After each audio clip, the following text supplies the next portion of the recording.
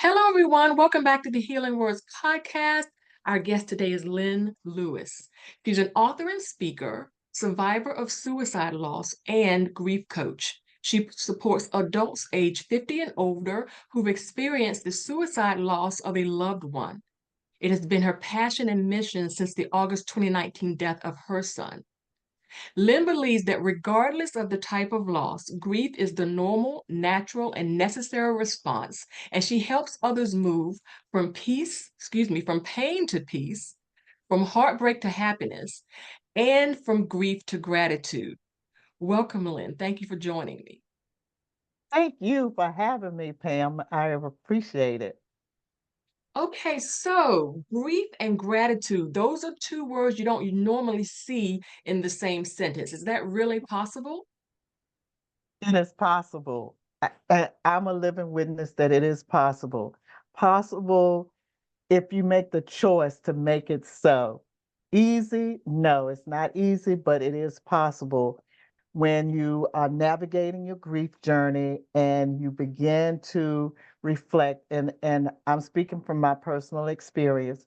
When you begin to reflect on well, first, once you come to realize that this has happened, acknowledging and accepting that this has happened, there's nothing I can do to change it.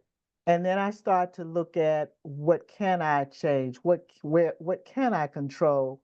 And so the gratitude part comes in for me from I know that my son know he was loved. I know that he loved me. He loved his family. For whatever reason that he could no longer stay with us was something that I may never know the why, but just grateful for even how how it happened. It didn't happen at my house. It didn't happen at his house. It happened away. No one else was hurt physically. No one else was hurt.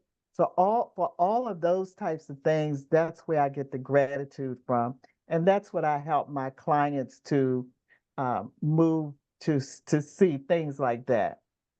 Okay. So it's clear here that this is not just theory to you. You've lived this. We've talked about your son. How old was he? He was 30, And this was in 2019? 19. Yes, yes. Okay. So these skills that you're talking about now, you didn't have them beforehand. This is an outgrowth in the work you've done since that time?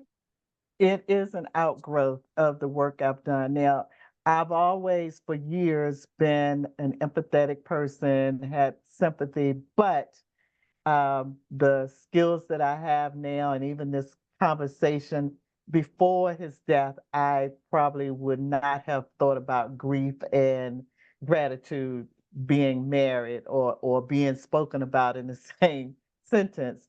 But so yes, it's been since his death that a lot of what I share today has happened. Now, I've read some of your other writing, and you talk about our society being grief avoidant. And if they're grief avoidant in general, I would assume when it comes to suicide, it's buckled down even more. Is that your finding? And do you think that that's harmful or helpful or? So I I truly believe that we, at least in the US, I don't know about other cultures, but in the US, that we live in a grief avoidance society because, and yes, it has been my experience, people don't want to talk about grief. They don't want to talk about death. And it's imminent. And what I say is anybody that has a birth date is going to have a death date. We don't know when, but it's coming, and we don't like to talk about it. Um, Also, um, suicide, yes, it's a I call it the extra layer. And Mhm. for me, it was a second extra layer because before my son's death, he was missing for 6 days. So it was that piece.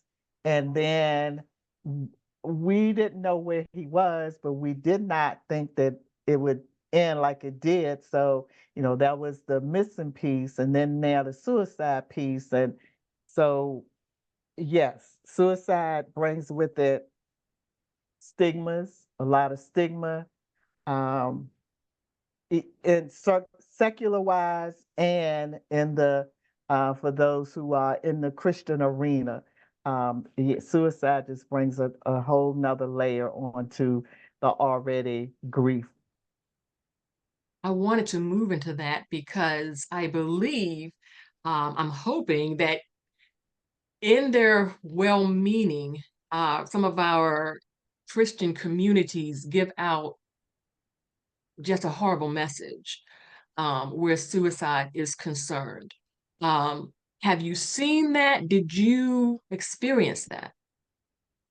Fortunately for me, I have did not personally, or have not, at least to this point, personally experienced the usual comments that some of my friends, some of uh, my grief buddies, I call them, experience, such as where you know they're going to hell, or you know they're gone to hell.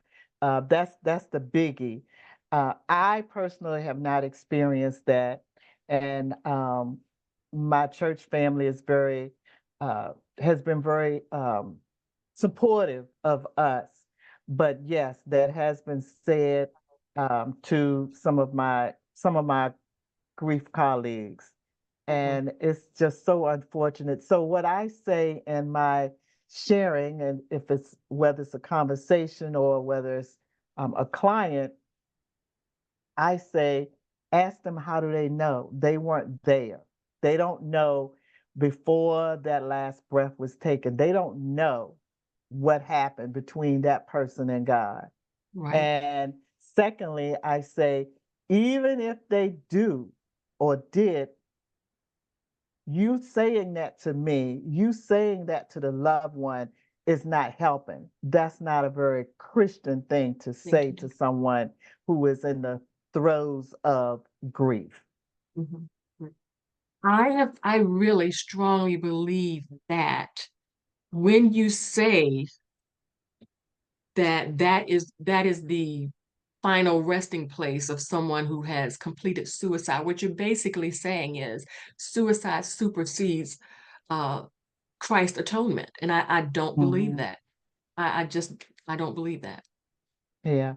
And Yeah, and and I agree with you, and but at the same time, I don't argue with people about yeah, it. yeah, yeah. It's just, you know, again, that's not helpful. We can't change it. That's not helpful to me or to the person that's grieving the death of their loved one.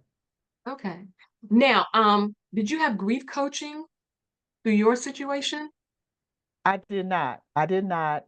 Grief coaching came about because I did a support group for suicide loss support group, which was beneficial. I did individual therapy, which was beneficial. But 7 months after my son's death, it happened to be his birthday weekend. I made the declaration to myself that this had happened, was nothing I could do to change it, but I was not going to allow it, meaning the aftermath of his death, to consume me. That I was determining at that point to move forward, yes, with it, with the awesome, awful burden, but I was not going to be consumed. In other words, I was still going to continue to live. And that's what I've done.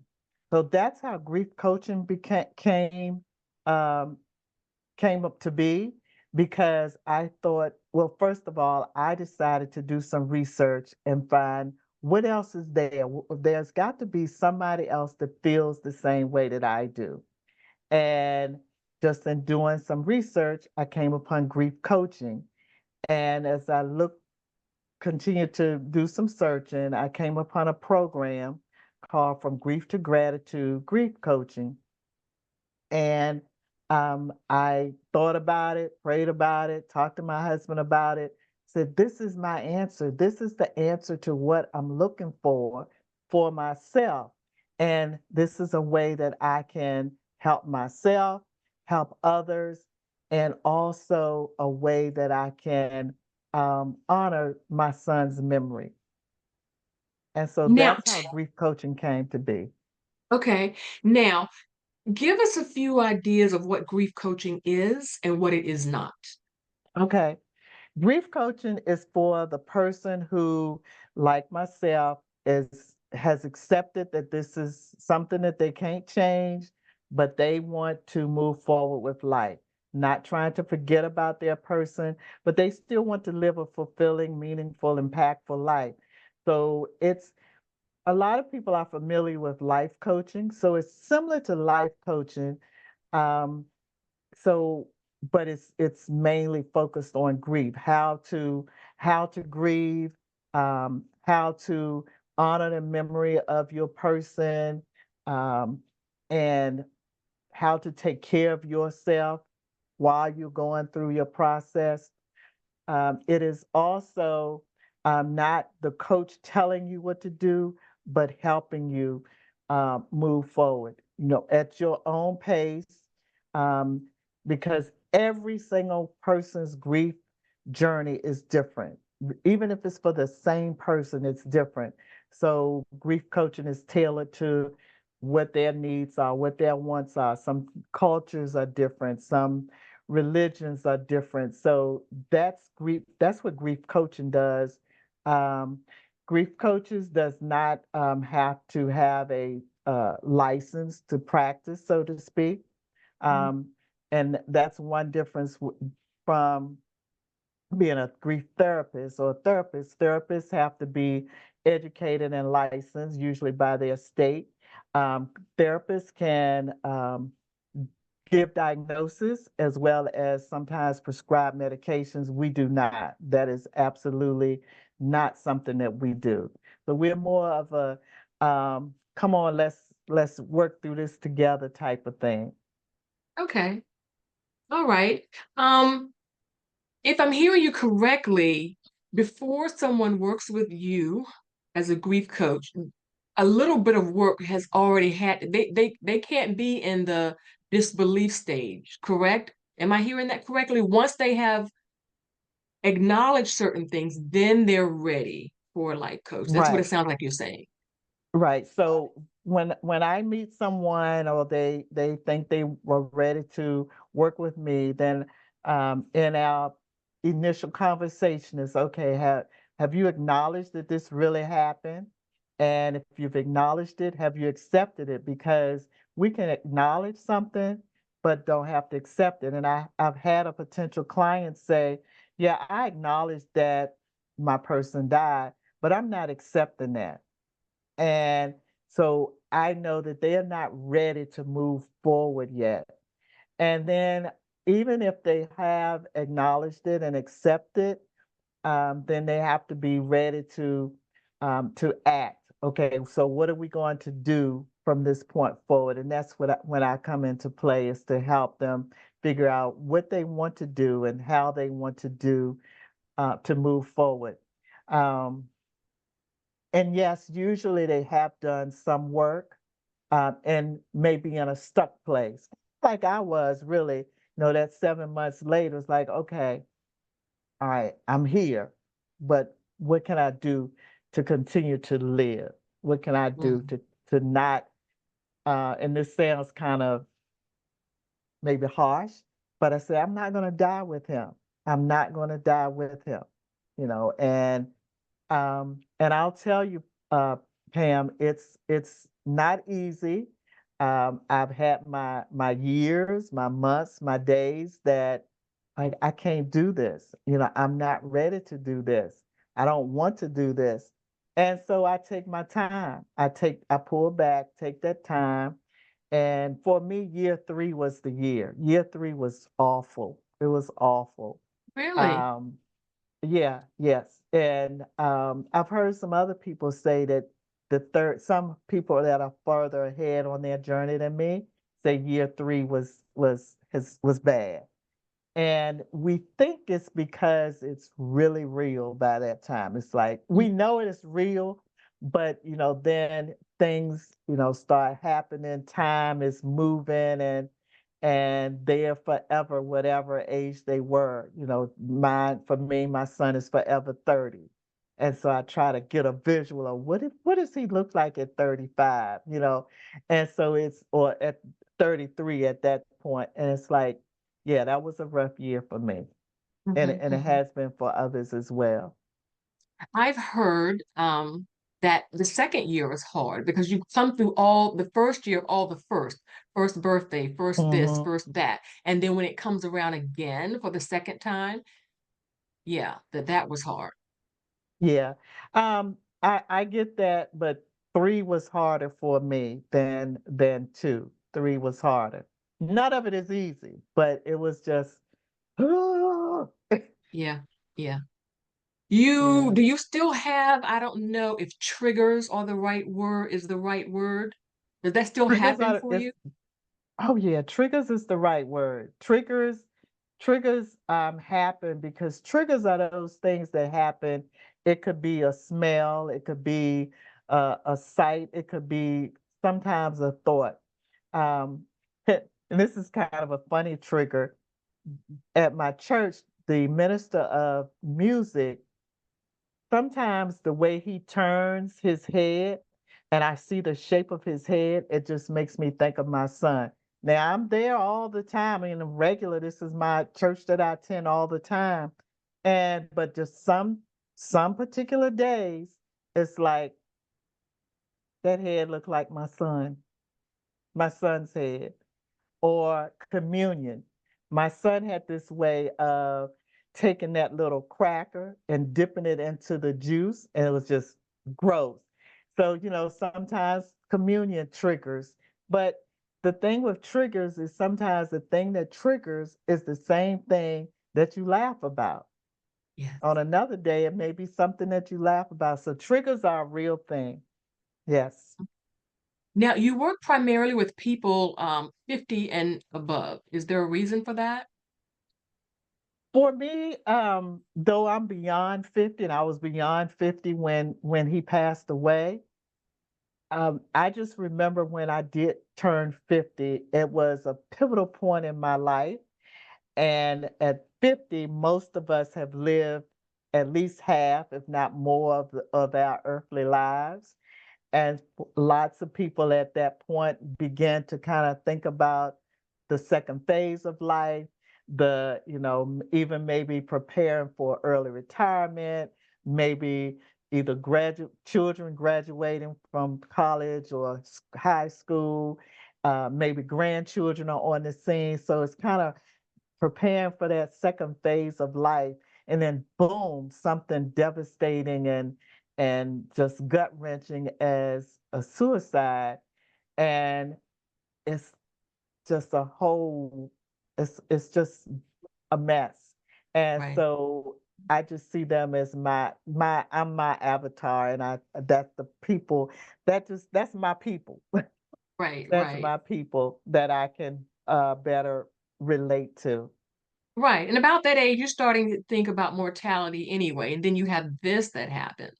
Exactly, and I forgot to mention it. Yes, mortality and you start to see the parents aging, and then of course, with them aging, you're thinking about, okay, that's going to be me in 20 years, and so it's just all of that kind of. I just chose that group. Hey, tell us your son's name and tell us a funny or loving memory you have of him. My son's name is Daniel Brooks Lewis. Um, we wanted a biblical name and we came down to Mark or Daniel, so we chose Daniel. And Brooks is my maiden name, and so that's why I gave him my maiden name for his middle name. Um, Daniel had a dry sense of humor, but he was loving and he's one of those people that could make you laugh and you would get in trouble for laughing because he had said something silly or something funny. He was a good storyteller, especially after he started working with the fire and medical teams. He was a EMT as well, emergency medical team, and just telling some of the stories that they, people that they took care of, or the calls that they ran. And one of my fondest memories is it was a few months before he died. It was June 1st, actually, of 2019. Few days after my 60th birthday, my family gave me a surprise birthday celebration. And he was in charge of getting me to the place without me knowing. And he did. He succeeded because anytime I got to spend time with my son, okay, I'm okay with it. I'm not. The only thing I ask is, what do I need to wear? What I have on, okay? Because we were supposedly going out for dinner and going shopping for him because he was going to a wedding the next day. And okay. And after the surprise was over, he said, I'm so glad that's over because I was so tired of lying to you. Oh. Because he had to tell tales to get me there. Now, of course, he had lied to me before, of course, but he said, I'm so glad that was over when that was over. So that just always makes me laugh when I think about that. It's wonderful. That is wonderful. Okay, you are a tea drinker. We've got that in common. I like tea as well. Nothing like a nice book and a nice cup of tea. I don't Yes, understand. I don't even drink coffee. I don't like coffee.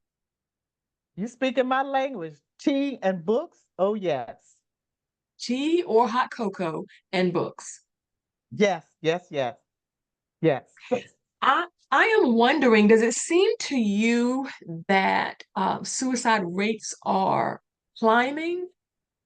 Not only, I'm I just thinking about what we see on television, famous people, actors, actresses, and things like that.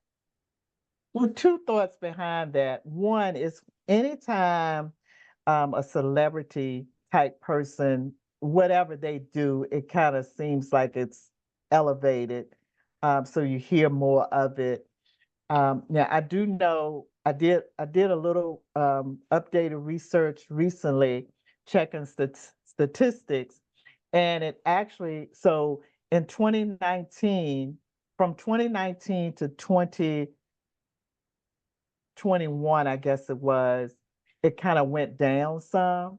Mhm. But during COVID, of course, it elevated. But from what I remember through last year, yes, 23, it was down some.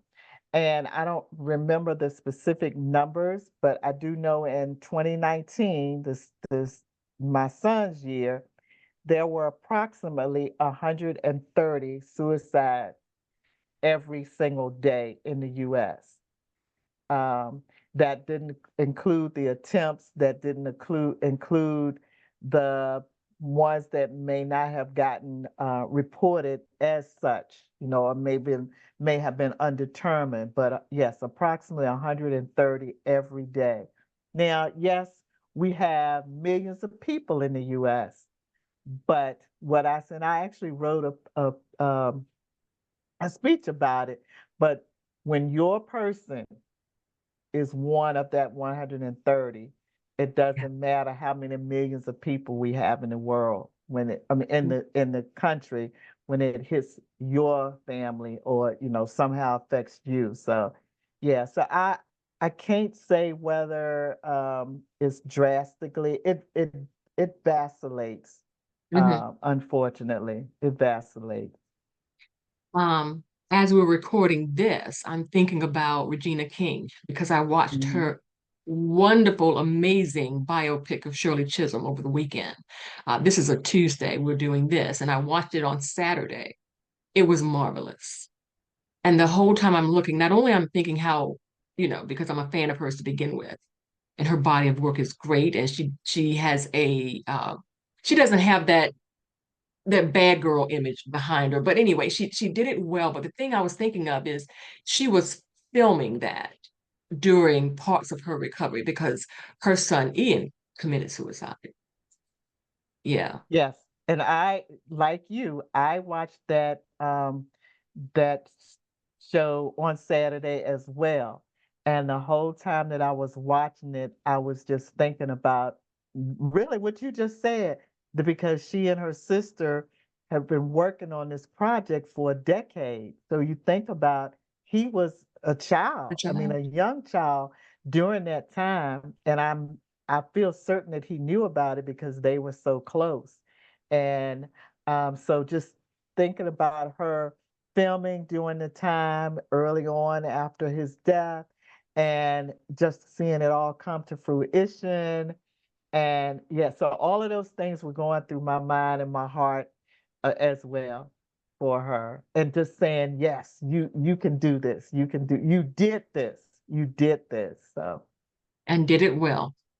yeah. Tell our listeners one or two things about grief that might not be well known, or one or two things that you've learned about grief. Um, okay. One is grief is not linear. There some people think that, okay, I'm going to do this step, this step, this step, and it's over. It's not linear. It is, it is all over the place, so to speak. It doesn't have an expiration date. It gets softer, it gets easier, but not because it's going away, but it's because we learn to live with it and live around it. Um, so if you think about a ball in a pint-sized jar, and there's very little, say a tennis ball in a pint-sized jar, there's very little space around that ball. But as time goes on, you feel more like it's the tennis ball is still there, meaning the grief is still there, but maybe it's now in a gallon-sized jar. So you're learning to live with it. That's very, I try to keep that in the forefront of my mind for myself and for others. Um, and I think I said it, yeah, it has no expiration date. So that's huge. Okay. And you, in your work with your clients, do you have um a breakthrough story that you're able to share? How you've been able to help someone? Mm, I would say yes. I'm just trying to play the tape real quick. Hmm. Um, I would prefer to tell my breakthrough story, because Okay, if that's okay, because that's fine. as I'm helping others, I'm helping myself as well. But my breakthrough story has was when I actually made that decision that I've got to move forward. I mean, that was truly my breakthrough. And I've been able to hold on to that, hold fast to that over these almost 5 years. So, Okay. All righty. You are part of an anthology. Tell us about yeah. that. You're writing your story with another group of women. Tell us about that.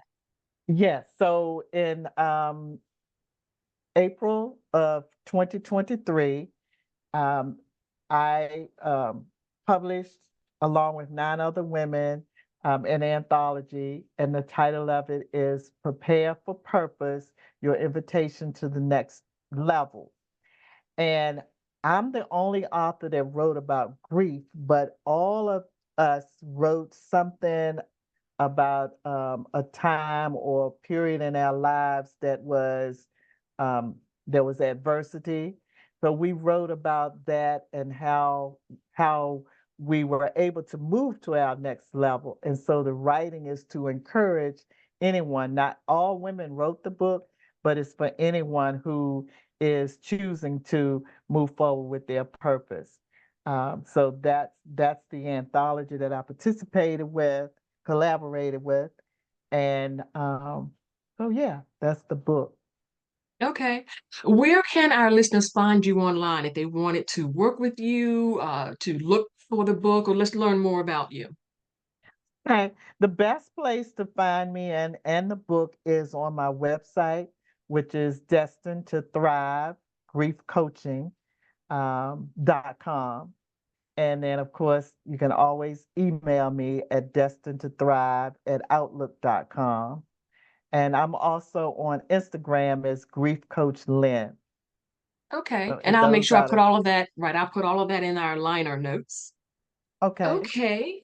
Okay. So we're at the point in our interview where I ask everyone the same 5 questions. We're the Healing Words podcast. So I take the first letter from the word words. Now, generally, my guests are authors, as I am, but Mhm. I want to tailor these questions to your grief practice. When did Okay. you know, for the W in words, when did you know that you were going, when did you know for certain that you were going to become a grief to gratitude coach? Once I saw the mission of that particular organization, once I had an interview with the person who started it. Her name is Dora Carpenter out of Washington, D.C. And she actually started, this is her organization that she started, her practice.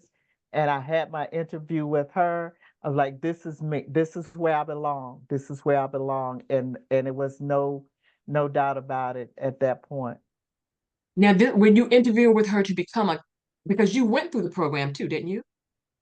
Yes. So Yeah. what she did back then, and I'm not sure if she's still doing it, before she accepted persons into the program, she had a phone interview, like 15, 30-minute phone interview, because she wanted to be sure that that person was a good fit for the program. And I just appreciated that so much. So once I had that conversation, I was pretty sure, but once I had that conversation with her, and that was probably in the um, early fall of 2021. Yeah, I think that was 2021. So yeah, I was a few years in. There was no doubt that's what I wanted to do. Okay. All righty. So how do you organize your schedule around your grief coaching? How do you organize your grief coaching? If someone contacted you and said, I think I need this kind of help and you're the person, what would your next step be? So the next thing would be that they would schedule a complimentary conversation with me, that we would talk to see if we think that we would be a good fit for each other. And you can do that either by calling or by going on my Calendly. I can never say that word, Calendly, .com/destined to thrive, and schedule that 30-minute conversation. And that's how we figure out yay or nay. And even after we do a couple of sessions, if it's like, this is not what I want right now or need right now, we have that option to discontinue. Okay. R is rear view. Knowing what you know now, what would you told yourself back in August of 2019? Oh, good question. Okay, so looking back now, almost 5 years, what would I have told myself? Um, that it's going to be difficult, that people are not going to understand how you are able to move forward. And that's a real thing, because many people say, how do you do it? How are you able to talk about your son? How are you able to post about him? How are you able to help others? But I would tell myself that this was going to happen, but you'll be able to do it. And I am doing it, but it's not going to be easy. It is work. It's And work. like you Grief said, it's work not is linear. hard work. Oh no, it's not linear at all. It's not When linear at all.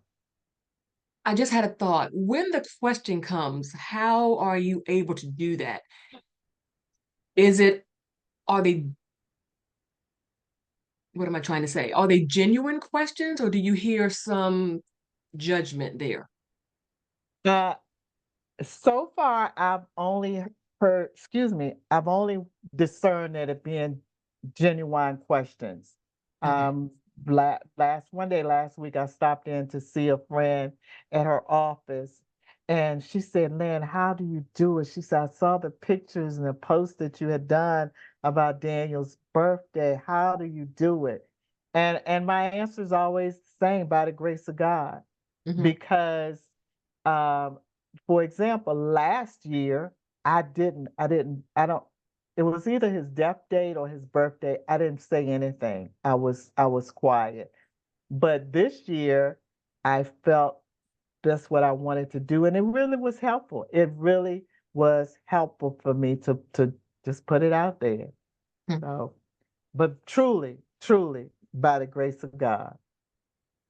I understand. I get that. And you've been very open. You are vulnerable when you're sharing and you're talking about it.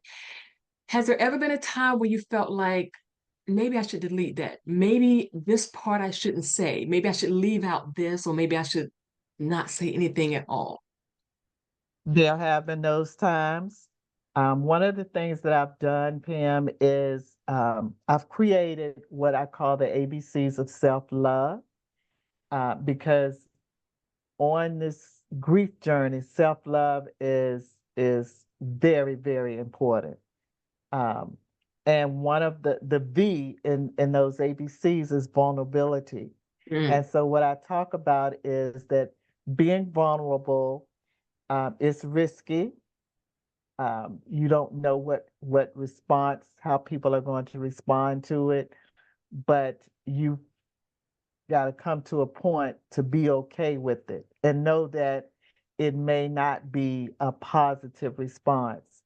Um, and yes, there have been times that I wrote something and I said, I'm not ready to say that yet. I don't want to say that yet.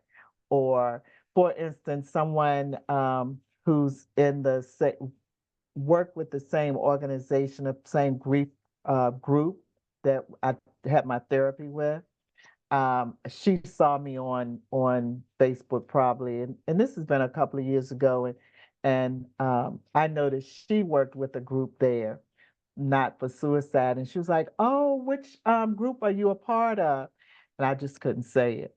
I mm, couldn't say that I was with the suicide loss group at that point. She knows right. now, but so yeah, there are times, and there are times that I can just say it just like that. And then there are other times that I just don't. So it's kind of discernment, because I've asked for discernment. Discernment comes into play. And I do also know, and I share with others, whether they're my clients or just in conversation, that you have the right to say, I don't want to talk about it.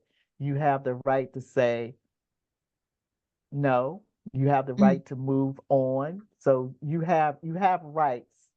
And but yeah, it's risky. Grieving out loud is risky. It can be risky, and especially with suicide being involved, because that yep. those negative connotations. And anytime I'm in a mixed group of grievers, meaning different types of losses, I'm in the back of my mind thinking somebody is going to say, well, he did that to himself, not like it was an illness or car accident but so far no one has said it in my hearing, but I always brace myself for that. Mm, But I'm willing, Pam, to be that vulnerable, because I believe beyond a shadow of a doubt that my telling my story is helping or going to help someone else.